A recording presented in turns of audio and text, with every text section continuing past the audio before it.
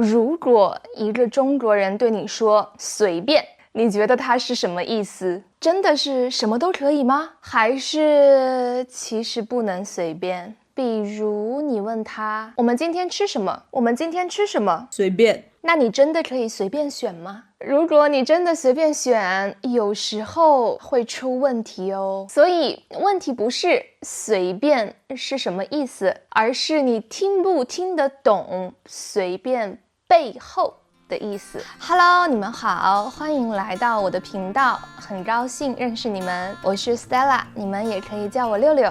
在这里，我会和你们一起用最地道的方式学习中文。今天我们来聊一个看起来很简单，但实际上很复杂的词。随便。其实我们大家对随便这个词一点儿都不陌生，我相信你平常也经常会说随便随便。比如说别人问你想吃什么，随便。我们一会儿去哪里玩，随便。这个好还是这个好，随便。我自己就是这样的人，我真的不太喜欢做选择，很多事情我也确实不太在乎，所以我平常会说很多次随便随便随便随便。在这些情况下，随便的意思非常简单，就是 whatever， 不在乎，什么都可以，不重要。吃什么随便，我吃什么都可以，这个好还是那个好，随便，两个都好。在这种情况下，随便它真的就是 whatever 的意思。这一个很简单，真正难的在后面，因为在很多时候中国人说随便，其实并不是真的随便。我们来看几个很真实的场景。你去一个中国朋友家做客，中国朋友 Hello， 欢迎欢迎欢迎，我随便做了点菜。哇，这么多菜哦！你如果去中国朋友家做客，他们经常会说，哎呦，没有去饭店，我就随便简简单单做了一些菜。但是你一看，哇，这么多菜。这个时候虽然他说随便，但是他的意思是他很认真很努力的做了这么多菜，因为他想让你看到他对你的尊重。这时候你一定要说啊，谢谢谢谢谢谢，哇，这么多菜真的太辛苦了。然后他还会说，我做饭做得不太好，我们就随便吃一点啦。哦，好的好的好的好的，谢谢谢谢谢谢。他说随便吃，别客气，随便吃。但是桌子上已经有很多菜了，如果你觉得有点饱，或者你不喜欢这个味道，你能不吃吗？不能。他说随便，他的意思是你可以放松一点，你可以放松一点，我准备好了。但是如果你真的什么都不吃，主人可能会问你，这些菜不合口味吗？甚至会有一点不高兴，他可能觉得你觉得他做的饭很难吃，你不给他面子，你不想和他做朋友，你不尊重他，反正就是有很多不好的想法啊。因为在中国，吃饭不仅是吃饭，而且是一种情感表达。不过这里还有一个很重要的点，随便到底是真的随便还是不能随便，其实和我们的关系远近有关系。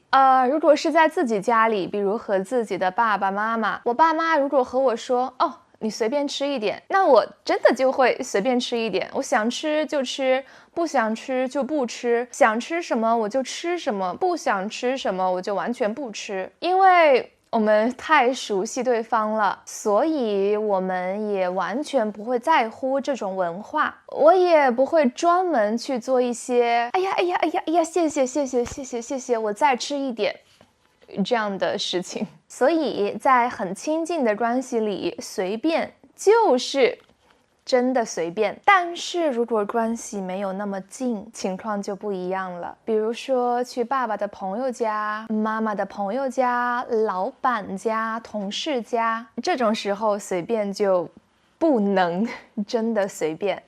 我记得有一次我和我爸妈去我爸的一个朋友家吃饭，那个叔叔请我们吃饭，那个叔叔也做了很多菜，很辛苦。我已经吃了一些菜，其实我已经非常饱了，非常饱了，我真的不太想吃了。但是那个叔叔一直和我说啊，这个菜很好吃，来，多吃一点，随便吃一点啊。虽然我已经很撑了，但是我还是继续吃，而且吃了还挺多的。最后我真的非常撑。所以你会发现，随便它其实没有一个固定的意思，它会根据你和对方的关系远还是近改变。关系越近越可以真的随便，关系越远越需要看情况。所以这里的随便其实是一种礼貌，不是一个真的选择。还有，我想起来了，还有一句话很有意思。我去别人家做客，不要客气，就像在自己家一样，随便一点。听起来很好，对吧？但是如果你真的像在自己家，随便吃、随便躺、随便坐、随便跳舞这样，可能就不太合适了。主人可能会觉得，嘿，我和他客气一下，他还真觉得这是自己家了，真没礼貌。所以这里的随便其实是让你放松一点，但不是真的完全放松，还是要礼貌一点。其实不只是主人和客人之间，长辈和小辈之间其实也是一样的。他们说随便，很多时候不是让你真的随便，而只是一种关心和礼貌。所以你会发现，在这样的关系里，随便已经没有那么简单了。但是说实话，我们也不会天天去别人家做客吃饭，所以可能这种问题会发生，但是不会经常发生。但是我们每天都会做的一件事情就是工作。在公司里，在工作中，人与人之间的关系其实更复杂，所以随便这个词在工作文化里也会更复杂。那接下来我们就看一看，在中国的工作文化中，随便有什么意思。在中国的工作文化里，很多规则是不说出来的，你需要多看、多听、多想、多思考，你才能理解是什么意思。因为在中国，工作文化不止在公司里，因为在公司里很多事情其实是很清楚的，对吧？你要完成什么任务，什么时候完成，如果没有完成会怎么样怎么样，这些都是非常直接、非常明确的。所以在公司，其实你也不能随便，对吧？但在中国，还有一部分很重要的工作文化是发生在公司之外的，比如说同事一起吃饭，和老板一起去餐厅去聊天、去喝酒，这些其实也是工作的一部分。我觉得你们应该都有这种经历，你们都懂。有时候这些公司之外的工作比公司里的工作还重要。在中国，你可能听过有一个非常重要的文化——酒文化。很多关系是在饭桌上才开始的，很多合作、很多生意也是在吃饭的时候谈成功的。所以酒文化在中国真的很重要。但问题是在饭桌上，其实没有一个清楚的规则，没有人会告诉你你应该坐在哪里，你要点什么菜，你应该喝什么酒，喝多少，没有人会告诉你。这个时候你就要开始自己去判断。那这个时候随便就非常重要了，因为你必须听懂随便真正的意思。比如你第一次陪老板和其他的老板同事一起吃饭，有人说大家随便坐，大家随便坐，那你真的可以随便坐吗？其实不可以，因为座位代表着身份和关系。在中国吃饭的时候，每个人坐在哪里是一件需要很多想法的事情。我们来看这张图，一般来说最重要的位置就是正对着门的位置，一进门就能看到的位置，在最中间的位置，因为这个位置是每个人一进门就可以直接看到的，而且坐在这个位置上也方便可以看到所有的人。所以一般这个位置是主人或者是最重要的客人坐的，这个位置我们一般叫主位。比如我和老板出去吃饭的时候，老板一定在主位，我不能在主位，我没有那么大胆子。然后主位的两边通常是比较重要的客人，或者是比较重要的职位比如说二老板、三老板，还有公司的一些合作伙伴。那继续，相对来说呢，越靠近门口的位置，地位就越低。比如我我一般和老板出去吃饭，我都是坐比较靠近门口的位置，因为我的地位比较低，我不是老板。为什么这些座位地位低呢？因为这些座位更容易被打扰，服务员去上菜、换盘子、倒茶都会经过这些座位那我们这些地位低的人，我们一般也会帮忙，倒茶、倒水，或者帮服务员上菜，我们都干。那这些座位呢，一般就适合刚刚开始工作不长时间或者刚刚毕业、比较年轻、地位没有那么高的人。在吃饭的时候，你一般是主位吗？在评论区里告诉我。所以你会发现，座位其实代表着关系和地位。在中国文化里，我们不会直接说你很重要，或者说你很不重要，但是我们会通过一些方式，比如座位，来表达这些关系。所以如果有人说随便坐，他其实是在看你能不能看懂这个没有说出来的规则。那有一个问题给你们，如果你们第一次去中国参加饭局，你会坐哪里？ A随便坐一个， B 先观察一下再坐。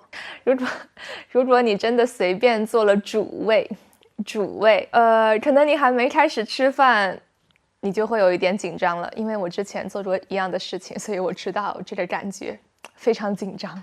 还有一种情况，比如点菜，老板说你点菜吧，随便点。那你真的可以随便点吗？不可以，你要考虑价格、人数、口味、场合，还有老板的面子。如果你点太贵不太好，老板可能会想，点这么贵做什么？我哪有这么多钱？真是乱花钱。如果你点的太便宜也不好，老板会说，嗨，就点这么便宜的菜，我太丢脸了。所以这里的随便不是说你想点什么就点什么，而是在看你能不能在老板没有说话的时候猜到他真正想要的是什么。